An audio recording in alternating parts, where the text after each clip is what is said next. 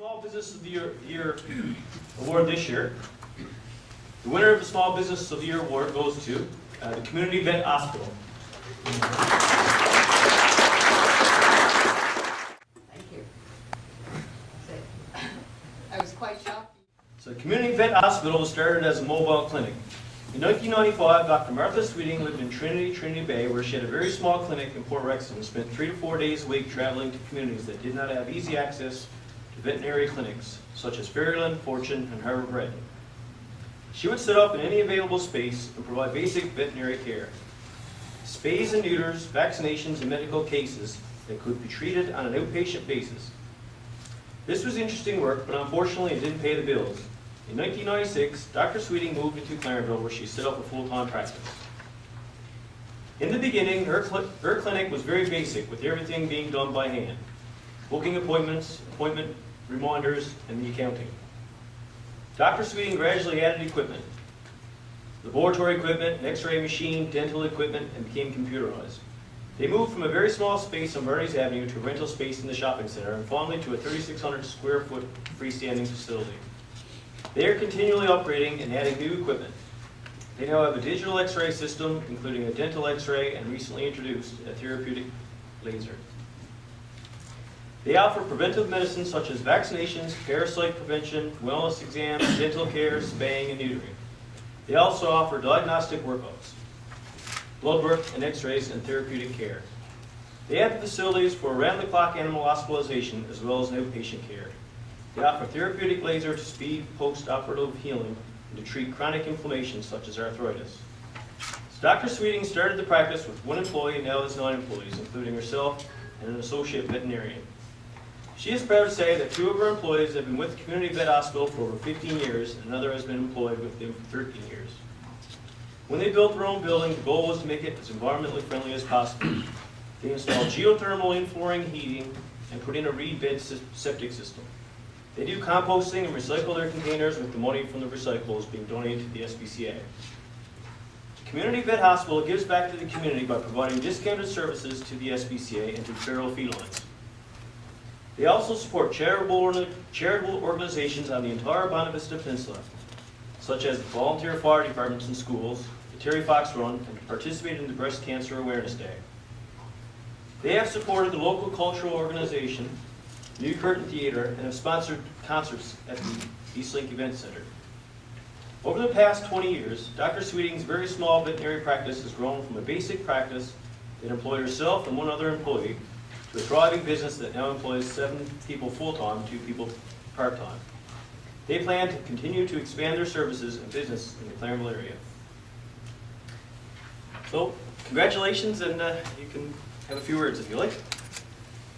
Thank you to you.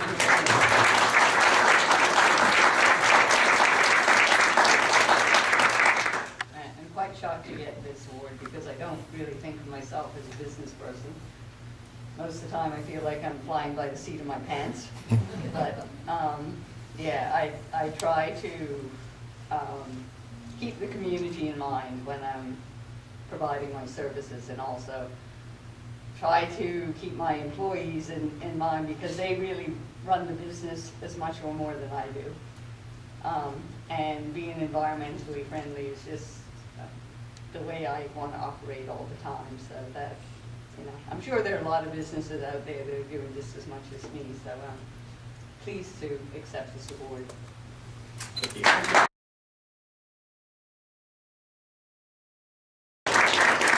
45 years ago, the Bragg family, known for its success in the wild blueberry business, made a decision to enter the cable television business with one of the first cable licenses granted by the CRTC. Led by John Bragg, the company has been driven by a spirit of innovation, creativity, and entrepreneurialism. The years that followed brought rapid expansion and growth through Nova Scotia and PEI, culminating in the creation of Eastlink in the late 90s. The next decade saw Eastlink transform the telecommunications landscape as the company became the first cable company in Canada to launch local telephone service, bringing much needed competition and choice to consumers. While continuing to invest heavily in its fiber network, Eastlink successfully expanded in high-speed internet service to communities large and small, across Atlantic Canada, quickly became recognized as a world-class provider of communication services. In 2000, Eastlink pioneered the industry yet again when the company introduced the new ever-present triple play communications and entertainment bundle that combined cable, high-speed internet, and local telephone service, making it the first in North America to bundle all services on one bill for one price. Eastlink continued to innovate by building on the strength of its celebrated high-speed internet service, securing its place as one of the fastest internet providers in North America, with speeds that grew from 5 Mbps to 400 Mbps in just a few years.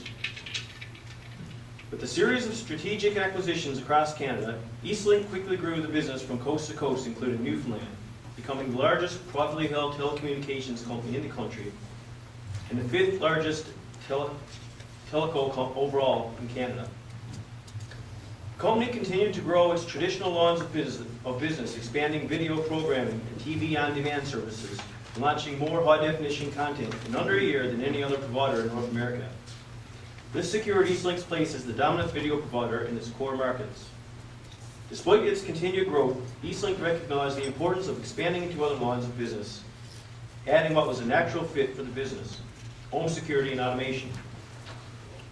The most pivotal and transformative decision in recent years, however, is the company's foray into the wireless world, made possible by its successful showing at the 2008 Wireless Spectrum Auction. Driven by the same spirit of innovation, creativity, and entrepreneurialism, Eastlink brought its advanced wireless service to the telecommunications landscape, adding another flagship product to its already iconic bundle. Headquartered in Atlantic Canada, Eastlink employs over 1,500 people across Canada and has the designation as one of Canada's 50 best managed companies for 10 consecutive years. Committed to the communities it serves, Eastlink operates over $3.5 million annually for charitable and community organizations. And they give back to the local communities by broadcasting the annual Discovery Healthcare Foundation, Eastlink Telethon,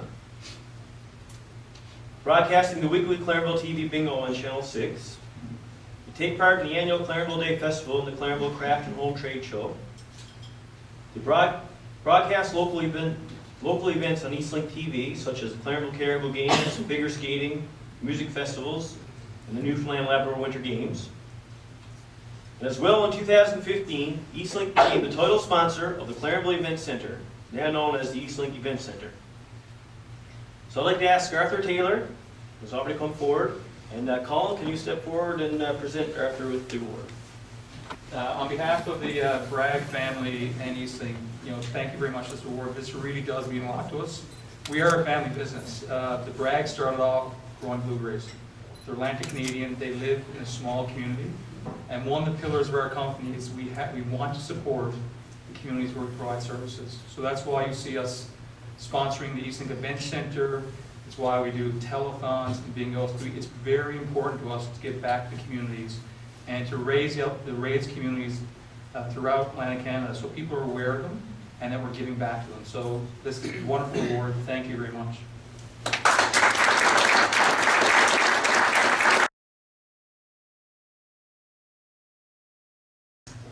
So the Community Cares Award is designed to recognize an individual or community support group that exemplifies outstanding community service.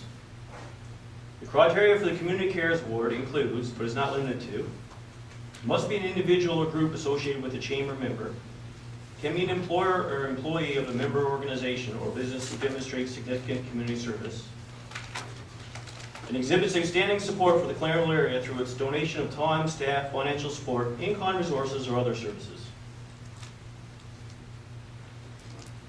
So Brian Smith, who was the past president and director of the Chamber, brought to the PR Membership Committee and the Board of Directors consideration to give a proper name to the Community Cares Award.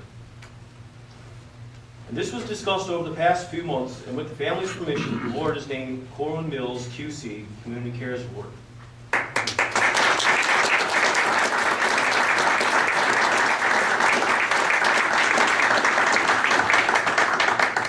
So Mr. Mills' recent passing, we'd like to have a moment of silence to recognize his achievements through the community and the volunteer time that he provided to the community.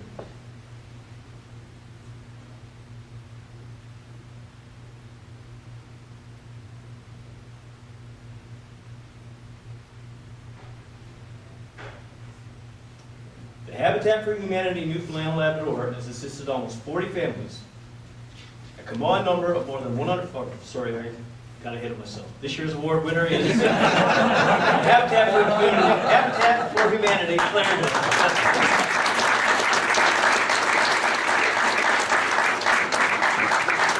The Habitat for Humanity Newfoundland and Labrador, as I was saying, has assisted almost 40 families, a combined number of more than 120 children, in becoming first-time homeowners.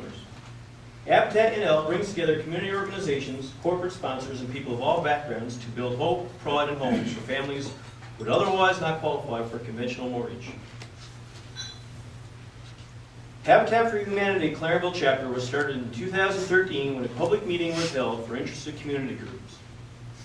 From the meeting, a steering committee was formed with current members being Alicia Norris, chairperson, Colin Hallway, the MHA for Terra Nova, is past chairperson, Maisie Keynes with the College of North Atlantic is secretary, Donna Maloney Brown, treasurer, Adrienne Goodman, fundraising coordinator. I don't know if I got the name right, sorry. Marilyn Green, food coordinator. Tracy Cody, the REACH family partnering coordinator. Paula Roberts, public relations coordinator. Paul Goodman, project manager.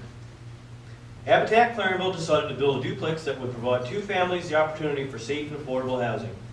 Habitat Clarenville began its build in August 2014 after the town of Clarenville generously donated a building lot. The generosity continued with many local businesses and residents donating time, money, and services throughout the duration of the build. In August 2015, two local families became first-time homeowners. Habitat Clarenville hosted 18 build days from September 2014 to August 2015. There are 178 trained volunteers in the Clarenville chapter database. In addition to public build days, there were also corporate build days. Companies such as Scotiabank, Green Eden, Hickman Nissan, and Ebron participated by donating their employees' time and skill to the project. A key partner in the Clarenville build was the College of the North Atlantic. The carpentry instructors and students spent numerous hours at the build site both while in school and on the weekends. The build would not have been as successful without their partnership. In addition to the actual house construction, there are many other ways the community contributed to Clarenville build. Each build day, a local community group or church hosted the construction volunteers for a hearty lunch. Participating in steering committee subcommittees, volunteers participated in fundraising initiatives such as selling tickets, soliciting for donations, and recruiting volunteers. So the local community also benefited from the Clarenville build. In addition to bringing residents together to work towards a worthy cause, the Habitat partner families contributed to the community. The partner families have to contribute volunteer hours as equity for their mortgage. The Clarenville partner families did this by volunteering at the Eastlink Event Center, the SPCA, Youth Tube, and other organizations. So I'd like to ask Mr. Mills' wife, June Mills, to come forward and present the award to Habitat for Humanity, Clarenville.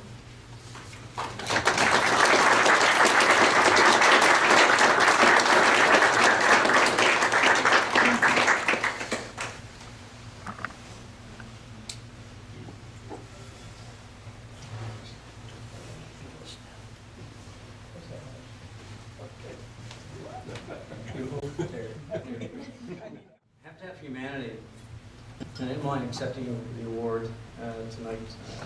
Of course, I was chair of Habitat for Humanity Clarenville and helped establish the chapter, the first chapter outside of St. John's. And we had over 300 volunteers that were involved in a tremendous project for this community. We've seen in this community that, you have economic prosperity that's happened, and I certainly talked about that as an MHA, but some of the impacts that we've seen from that has certainly been on families who have not been able to afford high rents, high housing costs, and we had some great people that was referenced and who came together and felt that we could do something really good for this community, and we could bring Habitat for Humanity here. And, we all dedicated a tremendous amount of time because it was extremely important to help two families own a house for the first time in their lives. and it was about giving back to the community. And I'm so proud that this community of Clarenville, rallied together to support those families. That otherwise they probably would not have home ownership. And you know, I've always said the difference between many of us is opportunity.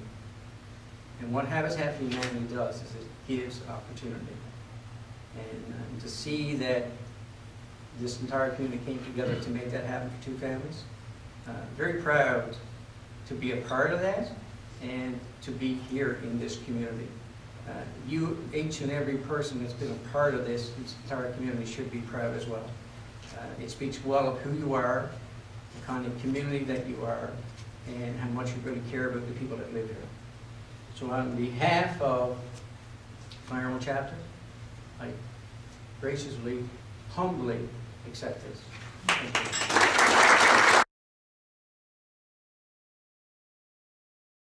So moving on to the Hall of Fame induction. The Clarenville Area Chamber of Commerce Hall of Fame recognizes individuals that have demonstrated excellence over an extended period of time and that contribute to the economic well-being of the community.